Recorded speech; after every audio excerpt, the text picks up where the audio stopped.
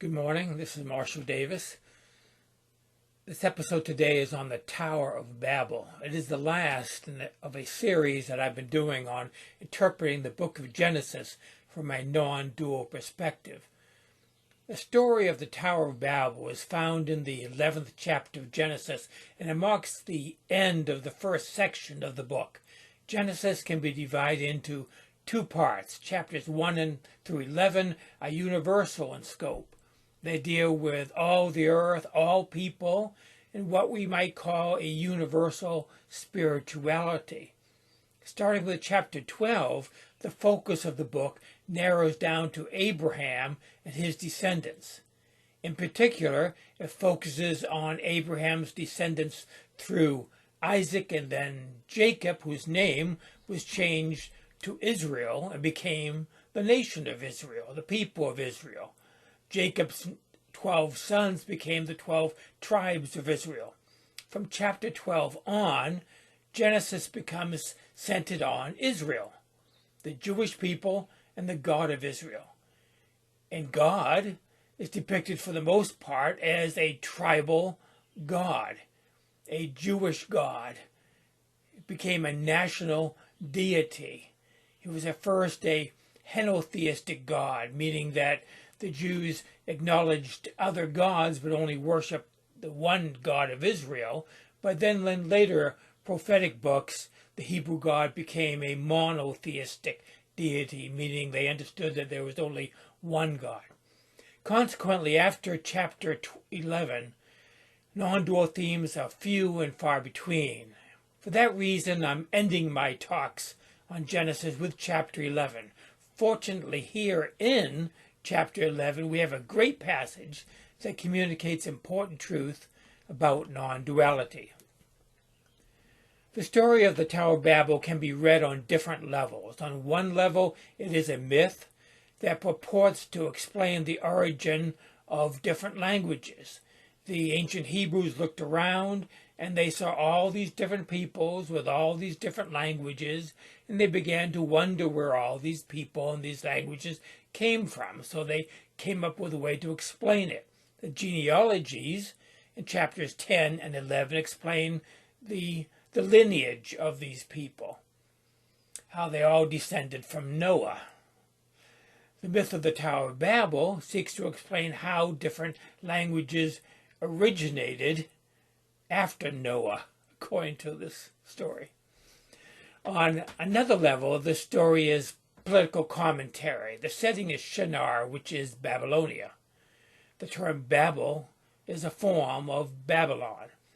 Babylon was one of the major enemies of the Hebrew people. Babylon is the empire that destroyed the Jerusalem temple and carried the Jewish people into exile.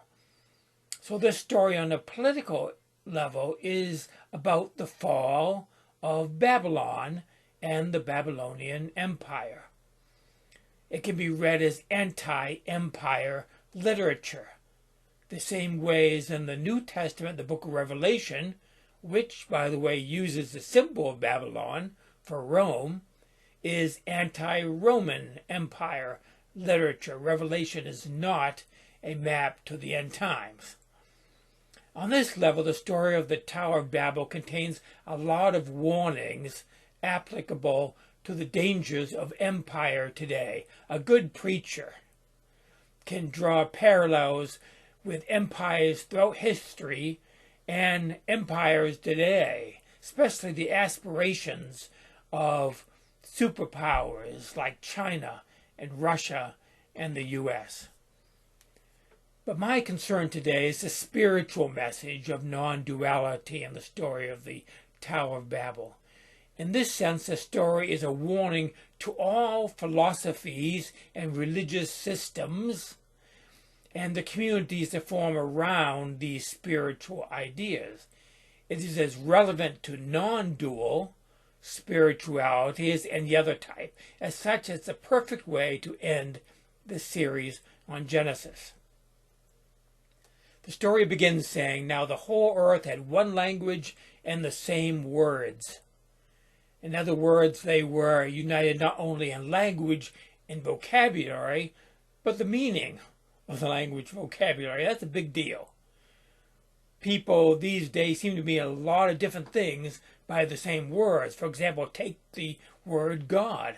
A Muslim means something very different than a Hindu does, and a Christian means something different than a Buddhist does, or as an atheist does. They all mean very different things by the same word. The Tower of Babel shared not only the same words, the same vocabulary, but what those words meant. They shared a common worldview, you could say, and values. In Christianity today, it is common to hear people talk about the Christian worldview or the biblical worldview. And by that they mean the values and teachings in what Christians call the Old and New Testaments. In my country, some Christians believe that the United States was founded on this Christian worldview, and that the government should promote this worldview and its values and beliefs. We find the same sort of thinking in other cultures and nations, in the Islamic nations and the Islamic worldview, in India and the Hindu worldview, or the Buddhist and the Buddhist worldview. This type of religious nationalism is growing in the world today. The Tower of Babel addresses this type of thinking. It pictures a people united in a common culture, religion, and worldview. In the Genesis story, all the people of the world are united as one people with one culture. They have achieved world domination, you could say, and world peace in a human kingdom. And in reading Genesis, one might think that was a good thing. After all, God destroyed the whole world with a flood, it says, because the earth had been divided and filled with violence.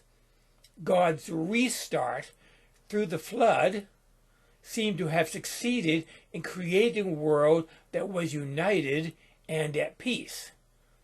One language, one people. This people decided one day to build a monument to their achievement. There's a lot of talk these days in America about monuments. We are tearing down Confederate monuments and building other monuments. Monuments symbolize the values of the culture. The Tower of Babel was such a monument. Historically speaking, the writer was picturing a Babylonian ziggurat, which we know well from archaeology. It was a Mesopotamian stepped pyramid that had religious and cultural significance, much like the other pyramids of other cultures found throughout the world. These huge, towering structures are symbols of the culture, including the religion of the culture. It took a lot of cooperation among people to build these huge structures. That is what is being pointed to in the story of Babel.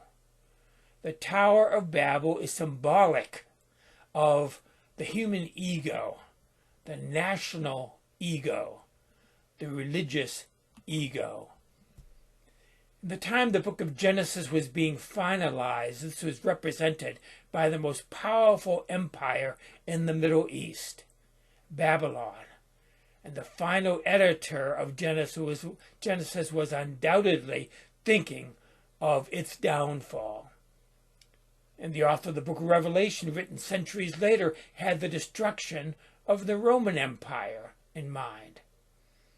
There is a danger inherent in all cultures and religions to build monuments to themselves and their spiritual vision.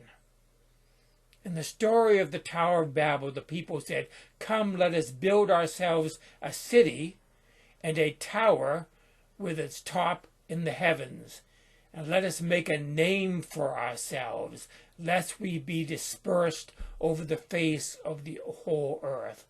As soon as we do that, As soon as we want to build a name for ourselves and our religion, we have forgotten what spirituality is really all about. As we saw in the creation story, we saw that naming was the beginning of duality. As soon as we name something, we have caused separation and duality. That's why Jesus never named his movement. Even the early days of the Christ movement, his followers didn't have a name for it. They simply called it the way, meaning the way of Christ. As soon as the movement took on a name of Christianity and saw itself as different and superior to other religions, it was an indication that the so-called followers of Christ had forgotten what Christ and the way of Christ was all about. And this tendency is as true in non-dual spirituality as in any dualistic religious system. Non-dual philosophies and communities built around non-dual teachers can build a name for themselves. We need to be careful when that starts to happen. Non-duality at its best does not name itself or distinguish itself. As soon as we give it a name, it is duality. The word non-duality itself is an attempt to avoid that tendency. It's an attempt to not name itself. But the non-name can become a name. The people of the Tower of Babel celebrated oneness and unity. They saw themselves as one people with one truth, one language, one religion, one spirituality, one world view, and they were one and they were proud of it. Proud enough to erect a monument to oneness. In reality, it was a monument to ego, albeit an ego that considered itself very spiritual and enlightened ego.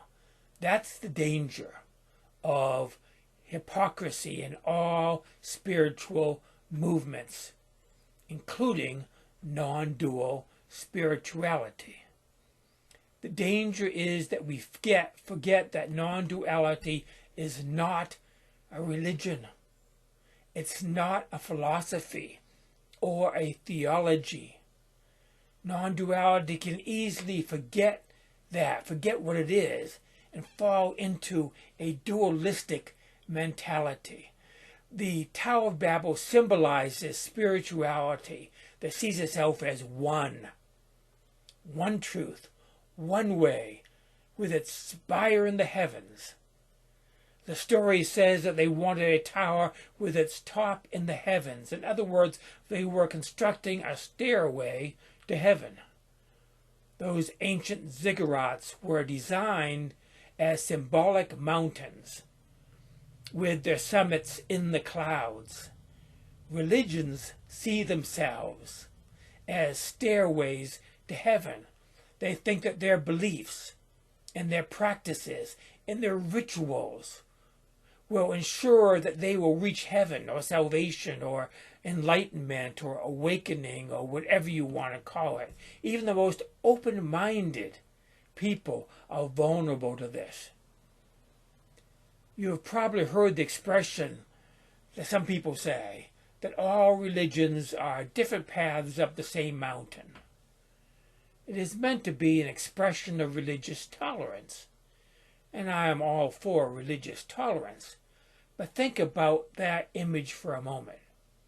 It assumes there is a mountain to climb to get to a destination.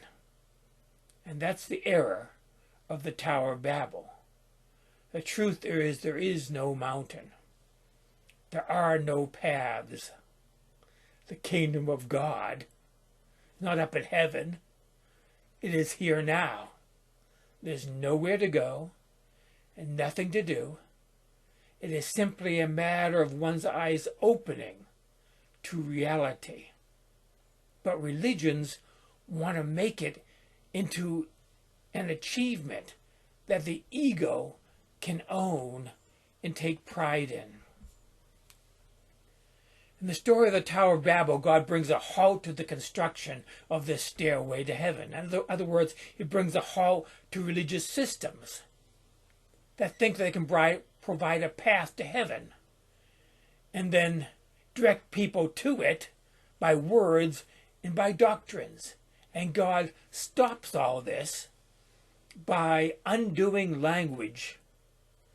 In the opening chapter of Genesis, God brings the world into existence through language, through naming. Here, God undoes language so that no one can name the truth in words and thoughts and doctrines and worldviews. No one has the truth. The truth has us. There is no stairway to heaven. When one knows truth, one does not build monuments to it and attach names to it. One does not build monuments or temples or churches or mosques. One does just the opposite. One seeks the lowest place, as Jesus said, and as the Tao Te Ching says, like water that seeks the lowest place, not the highest place. That's what all the great spiritual teachers of the world have taught. Genuine spiritual teachers do not set out to found a religion or to make a name for themselves. They empty themselves and simply point to the nameless. To build a monument and a name is to invite disaster. That is the message and the warning of the Tower of Babel. And that is it for today. Grace and peace to you.